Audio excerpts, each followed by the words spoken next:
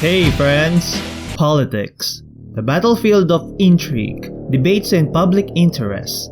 A place where people of power turn to become reptiles and rats that dwell upon the sincerity of its nation's population. Don't you somehow wish you could just take control of your own country and do whatever you want?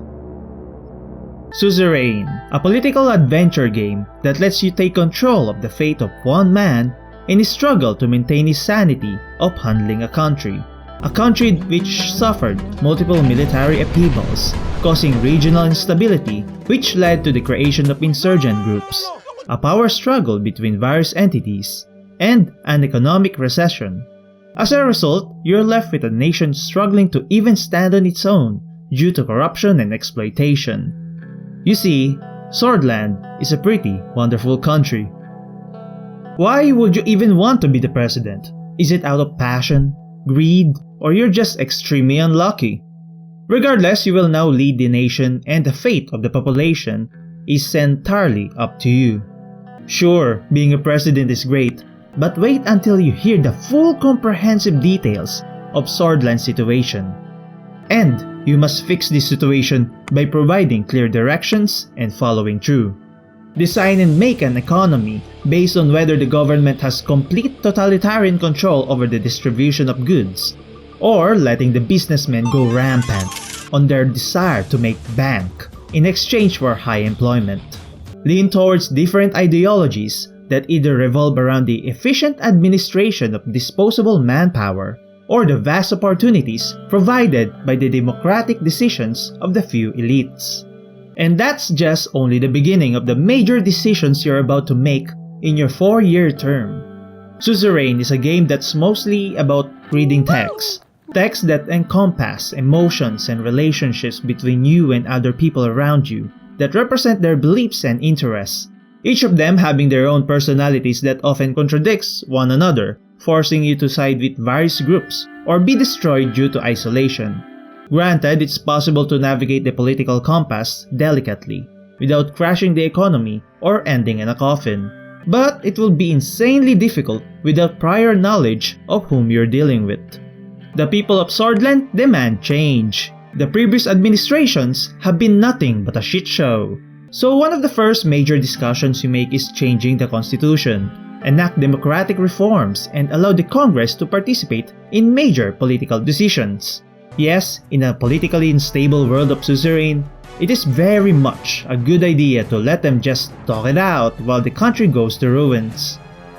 Enacting said democratic reforms also allows the thriving of businesses and high employment rate, but it also allows people of power to control the flow of resources, creating further gaps between the rich and the unfortunate.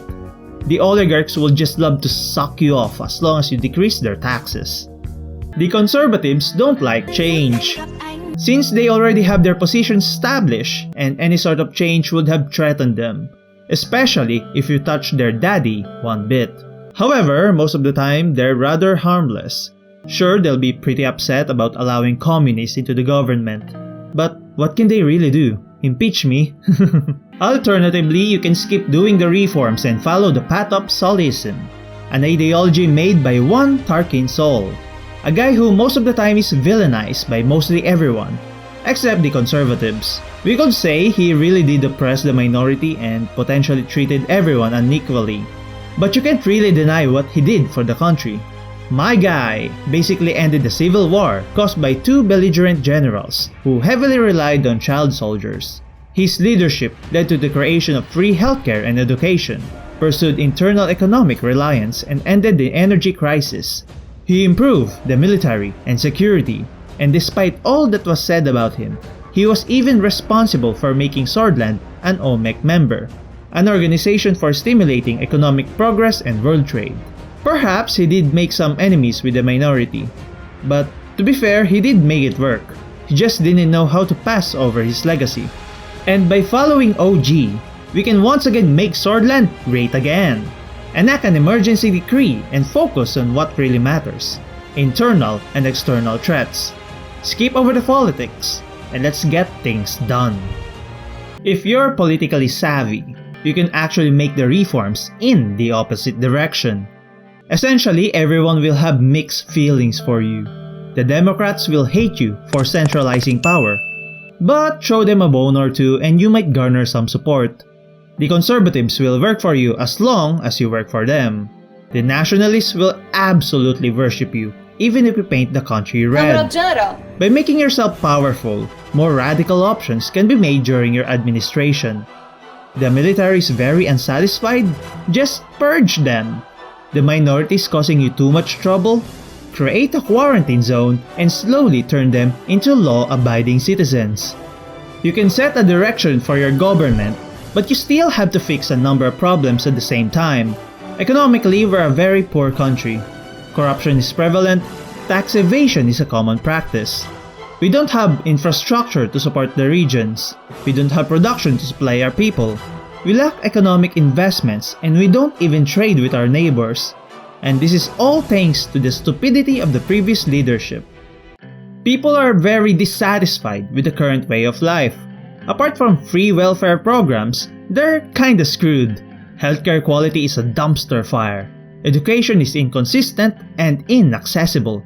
Hell, people are unemployed to begin with, and that will be even worse if you don't pass increased salaries. They have limited human rights. The minority is heavily discriminated, and half of the population are forced to stay in the kitchen. So if you're born a poor kid, you die as a homeless body count. We could have solved these problems a long time ago if only these idiots could work together.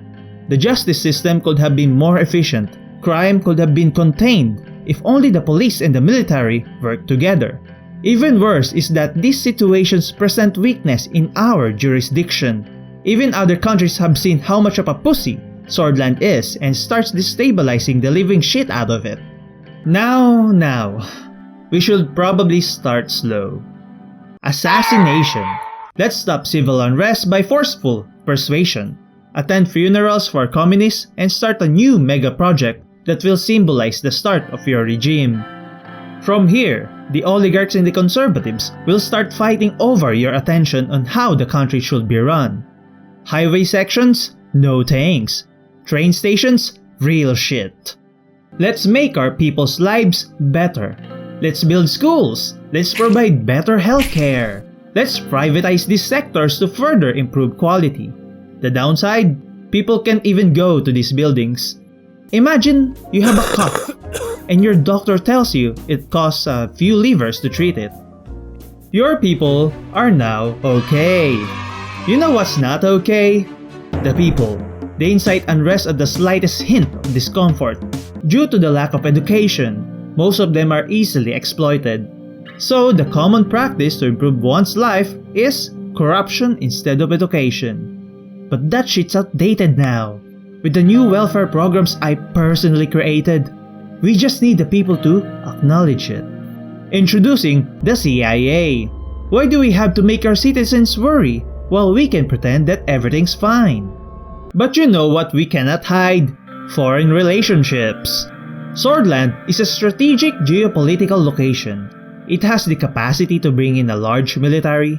It has the capabilities to produce a strong economy thanks to its natural resources, long coastline, and potential trade partners.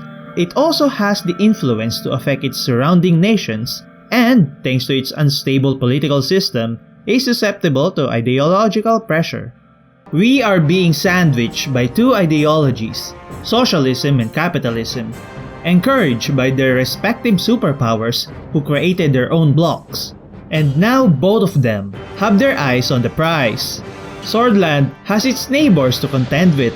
Up to the sea, two nations have rising tensions with each other because both of them are contesting a strategic island, in which, surprisingly, is justified by both sides and in a matter of years will be directly involved in an all-out naval confrontation. In the southwest, we have a rogue nation that's been pretty much an experimental zone for both superpowers. Their economy is shit. The country is headed by a dictator. But at least they're willing to give me a complete gold mine for technically nothing. Our southern neighbors don't really give much of a conflict today.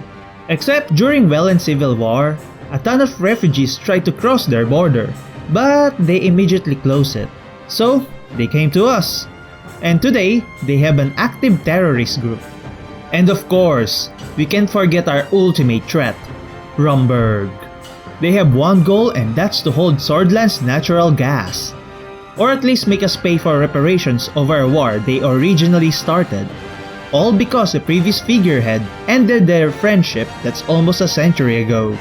Now tell me, is it fair for people to pay for things they didn't do? They want a piece of us, if not the whole pie. Our military is great, but it's not enough. We have choices on our hands. Should we modernize our army for blitzkrieg-like strategies? Or do we strengthen our current doctrines and throw body parts to our enemies? Should we seek help from other countries and defend our national border?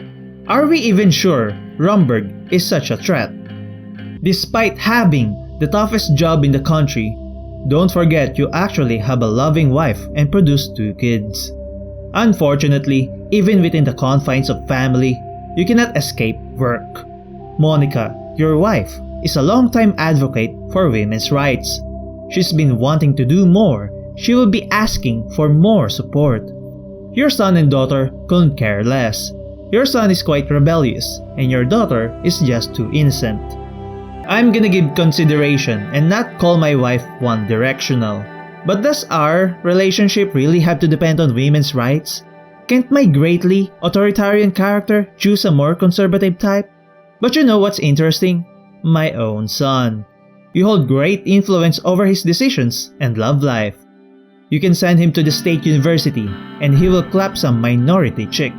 Send him to the communists and he'll probably take on farming and choose a traditional wife. Or you can send him to the capitalists and find a strong, independent woman who he'll have to argue with. Maybe you want to harden him up, traumatize your son by telling explicit details about the Civil War, and ultimately bring him to the military. Sure, he'll get PTSD, but he'll be a strong man. The only saving grace in this family is your daughter, because your daughter will love you no matter what. Your own best friend is actually your vice president. Eventually, he'll cause so much trouble, but he'll try to make up for it by cleansing himself. Whether he comes out a better man or not is not your problem. Other than that, there's many characters in this game that you will have to offend someone someday. Some of them might be advocating for far too much at the time. You could also say that enacting stronger women's rights might be too radical, because it opens up more opportunities for liberalism as opposed to the general conservative population. They will be thinking, what's next? Same-sex marriage? You can completely eradicate the conservatives' control by removing every influence of their big daddy and his ideology. That includes shuffling the Supreme Court and raging at the painting. Or perhaps you want to completely centralize power, and through enough maneuvering, you could absolutely do that.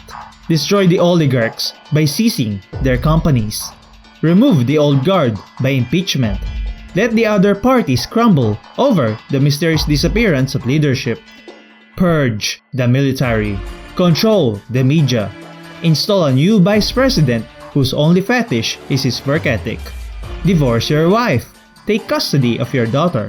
Send Frank to the military. And all of that fails because you forgot to order salad. But unfortunately for you, the northern bitch is going to come. They invaded and succeeded. Good job on wasting 6 hours of your life. This is actually the most important thing of all. Forget all the politics. This is the real game. Well, in actuality, this can decide everything. You can crash the economy to the ground, make your party hate you, make an enemy out of the minority, and even completely fail at providing civil rights. But as long as you win the war, they will fucking melt at the sight of your holy hand. Surprisingly, it will help you gain a second term no matter what.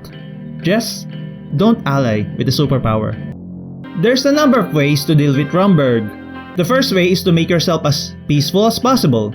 So peaceful that Rumberg decides to trade with you instead. The second way is to ally with other nations and go to war. It's as simple as that, and they'll try to impose their interests upon winning. The most satisfying way is to win the war solo.